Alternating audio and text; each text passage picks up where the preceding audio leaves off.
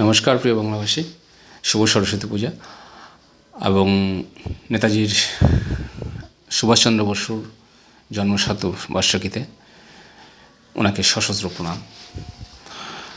আমরা আজকের নেতাজি নিয়ে একটা এপিসোড করব। আমরা জানি যে 150তম শতবার্ষিকী চলছে আজকে নেতাজি সুভাষচন্দ্র বসু। ওনার আত্মত্যাগ, ওনার আত্মবলিদান নিয়ে একটু চর্চা করব। আমরা জানি যে উনি বাঙালি ছিলেন, মনে প্রাণে বাঙালি ছিলেন, কিন্তু সারা পৃথিবীতে উনি ইন্ডিয়ার বা ভারতবর্ষের যে রাজনীতি বা আদর্শ বা সারা পৃথিবীতে উনি ভারতকে চিনিয়েছিলেন একজন আত্মত্যাগী একজন বিপ্লবী হিসাবে। কেন বলছি?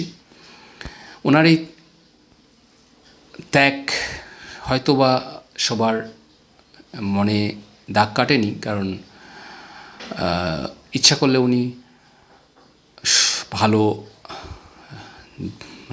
নেতা হয়ে থাকতে পারতেন, নিজের অধিকার নিয়ে থাকতে পারতেন, হয়তোবা ভারতের প্রধানমন্ত্রী হতে পারতেন বা বাংলার প্রথম মুখ্যমন্ত্রীও হতে পারতেন। কিন্তু এই গান্ধীজি বা এই গান্ধীবাদ, যেমন মার্ক্সবাদ বা লেনিনবাদ, সেরকম একটা গান্ধীবাদ একটা চলে, যেখানে আমরা দেখেছি যে এই গান্ধীবাদের জন্য নেতাজি সুভাষবাদ বা সুভাষবাদ বলে কোনো ওয়ার্ড আমরা এখনও অবধি শিখে উঠতে পারিনি।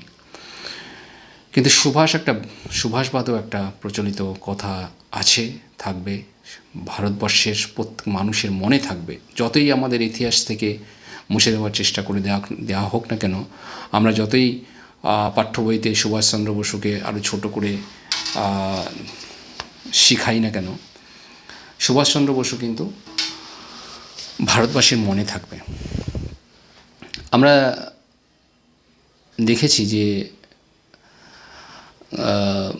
60-এর দশকে উত্তরপ্রদেশে একদম গুমনামি বাবা বা ভগবানজি এসেছিলেন। আমরা কিন্তু দেখেছিলাম যে তাকে ভীরু হিসাবে দেখানো হয়েছিল। তিনি নাকি পর্দার আড়ালে থাকতেন, কারোর সাথে দেখা করতেন না। সুভাষচন্দ্র তো বীরপুরুষ ছিল, তাহলে সুভাষচন্দ্র যদি বীরপুরুষ হয়, আর তাহলে উনি কেন পর্দার আড়ালে লুকিয়ে থাকতেন, ভয়ে কেন লুকিয়ে থাকতেন? অ্যাকচুয়ালি ভয়ে কিন্তু লুকিয়ে থাকতেন না। উনি দেখেছিলেন যে তখনকার পরিস্থিতি ভারতবর্ষে এমনই যে উনি যদি সামনে আসেন তো ভারতবর্ষ হয়তো কিছু ভারতবর্ষের মানুষজন হয়তো কিছু পদক্ষেপ নিতেন সুভাষচন্দ্রকে আবার সক্রিয় রাজনীতিতে নিয়ে আসার জন্য। সুভাষচন্দ্র হয়তো মনে মনে চাইতেন না, বা দেখেছেন যে তিনি আর সক্রিয় রাজনীতিতে আসার মতো পরিস্থিতি আর ভারতবর্ষে নেই। তো সেই হিসাবেই তিনি ঘুরে বেড়াতেন।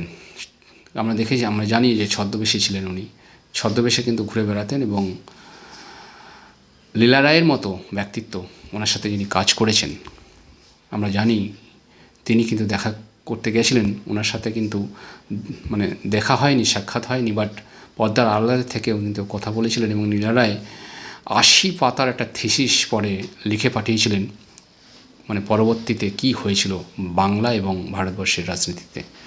তো লীলা রায়ের মতো একটা ব্যক্তিত্ব, পোড় খাওয়া একজন রাজনীতিবিদ বা বিপ্লবী, তিনি এতই বোকা নন বা যে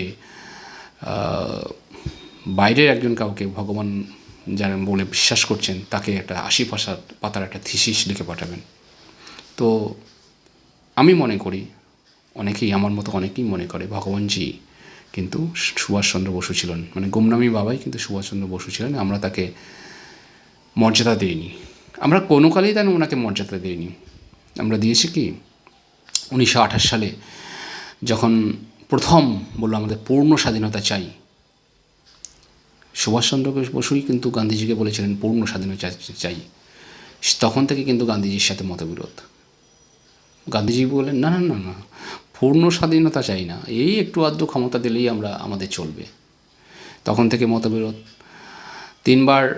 তখন কংগ্রেসের তখন তো একটা কংগ্রেস একটা দল ছিল না, কংগ্রেস ছিল কি একটা প্ল্যাটফর্ম। কিন্তু আস্তে আস্তে আস্তে আস্তে গান্ধীজি কিন্তু জওহরলাল নেহরুকে সঙ্গে নিয়ে একটা দল গঠন করে ফেলল। সেই দলে সুভাষচন্দ্র অবহেলিত, কারণ স্পষ্টভাবে বলতেন, স্পষ্ট কথা বলতেন গান্ধীজিকে যে আপনি যেটা করছেন এটা ঠিক করছেন না, এটা ভুল করছেন, এভাবে স্বাধীনতা আসতে পারে না। আমরা দেখেছি যখন দ্বিতীয় বিশ্বযুদ্ধ হয় তখন আমরা কিন্তু আমাদেরকে শোষণ করছে, আমাদেরকে শাসন করছে, আমরা অত্যাচারিত ইংরেজদের দ্বারা আমরা ইংরেজকে সাহায্য করছি, সৈন্য দিয়ে, অস্ত্রশস্ত্র দিয়ে, টাকা পয়সা দিয়ে আমরা সাহায্য করছি। সুভাষচন্দ্র বসু কিন্তু এগেনস্টে ছিলেন এবং গান্ধীজি সেটা মানেননি। 1942 সালে সেই করেঙ্গে ইয়া মারেঙ্গে সেই যে আন্দোলন, সেই আন্দোলনে কিন্তু অহিংস আন্দোলন ছিল না। একটা সপ্তাহ পরে, দুটো সপ্তাহ পরে কিন্তু সেটা হিংস্র আন্দোলন হয়ে যায়। থানা পুলিশ চলে, রেল লাইন উপড়ে দেওয়া হয়, বিভিন্ন ধরনের বিদ্যুৎ সাবস্টেশন নষ্ট করে দেওয়া হয়। তখন কিন্তু সুভাষচন্দ্র জার্মানিতে ছিলেন। জার্মানি থেকেই কিন্তু তিনি বক্তৃতা দিচ্ছিলেন এবং জার্মানি থেকেই কিন্তু তিনি ইনস্ট্রাকশান দিচ্ছিলেন এবং জার্মানিতেই থেকেই কিন্তু এই আন্দোলনটা চালিয়েছিলেন। গান্ধীজির নাম দিয়ে আমরা ভাবি যে গান্ধীজি করেছিলেন, কিন্তু গান্ধীজি জন্য কিন্তু স্বাধীনতা আসেনি। এটা ইংরেজরা মানে অকপটে স্বীকার করে গেছে। কারণ ভাবুন না যে একটা চরকা চালানো লোক, তিনি চরকা চালানো আরামসে আছেন, আমরা 200 বছর ধরে রাজত্ব করছি এবং চরকা চালানোর লোকের জন্য আমরা ভয়ে দেশ ছেড়ে চলে যাচ্ছি। এটা কি ঠিক? এটা কি মানে বিশ্বাসযোগ্য? না, সুভাষের জন্যই এসেছিল এবং সুভাষের বলিদানের জন্য, আত্মত্যাগের জন্য, নিজের পরিবারকে, নিজেকে, নিজের ক্যারিয়ারকে, নিজের উজ্জ্বল রাজনীতি একটা ক্যারিয়ার তাকে জলাঞ্জলি দিয়ে তিনি দেশকে ভালোবেসেছিলেন, জাতিকে ভালোবেসেছিলেন, এক সূত্রে সবাইকে গেঁথেছিলেন। আজ হয়তো উনি থাকলে ওই সময় স্বাধীনতার সময়ে কিন্তু ভারত পাকিস্তান ভাগ হতো না। কারণ একমাত্র মানে মোহাম্মদ আলী জিন্নাহ সুভাষচন্দ্রকে ভয় করতেন এবং সুভাষচন্দ্রকে ভয় নয়, শ্রদ্ধা করতেন। সুভাষচন্দ্র সব ডিসিশনকে মেনে চলতেন। তো সেই সুভাষচন্দ্র বসু আজ কিন্তু আমাদের কোথাও নেই। মানে এই 3টে কমিশন হলো, শাহনাজ কমিশন, মুখার্জি কমিশন, আপনার খোসলা কমিশন, 3টে কমিশন হলো, সেখানে কিন্তু কোথাও বলা হলো না যে সুভাষচন্দ্র বসু মারা গেছেন। কংক্রিটভাবে কিন্তু বলা হলো না। আচ্ছা, এই আন্দোলন কেন হয় না? এই সুভাষচন্দ্র বসুর মানে কি হয়েছে, এটা মানে যদি আমরা প্রকাশ্যে নিয়ে আসতে চাই, এটা বড় ধরনের আন্দোলন কেন আমরা করতে পারি না? এতই তো আন্দোলন হয়, আমরা গণতন্ত্রের দেশ, জনগণ চাইলে কি হয় না? এই জওহরলাল নেহরু কিন্তু কোনো কমিশন গঠন করতে চায়নি। এই জনগণের চাপেই জনগণ কিন্তু বলেছিল যে ঠিক আছে, তো আপনি যদি না করেন তাহলে আমরা পার্সোনালি কমিশন গঠন করে আমরাই তার ইনভেস্টিগেশন করব, এবং সেই চাপেই কিন্তু এই কমিশনগুলো হয়েছিল। এবং দেখেছিলাম যে জাপানে যারা দাইহাগো বিমানবন্দরে যে অ্যাক্সিডেন্টটা হয়েছিল এবং জাপানিজরা যারা ডাইরেক্টলি সেই বিমানে ছিল, তারা কিন্তু কেউ বলেনি যে সুভাষচন্দ্র বসু মারা গেছেন, কিন্তু আমরা মেনে নিয়েছি, মনে প্রাণে মেনে নিয়েছি যে ওইখানেই অ্যাক্সিডেন্ট হয়েছিল, ওখানেই মারা গেছে। কেন? আমরা কেন মেনে নিয়েছি? এর পেছনে কি আছে?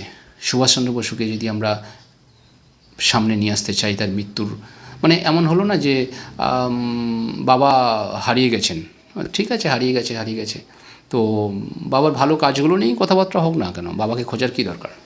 এরকম হলো না। বাবাকে তো খুঁজতে হবে, বাবার শেষ পরিণতি কী হয়েছে সেটাকে তো সবার সামনে নিয়ে আসতে হবে। সুভাষচন্দ্র বসু আমাদের কাছে তো বাবাই ছিলেন।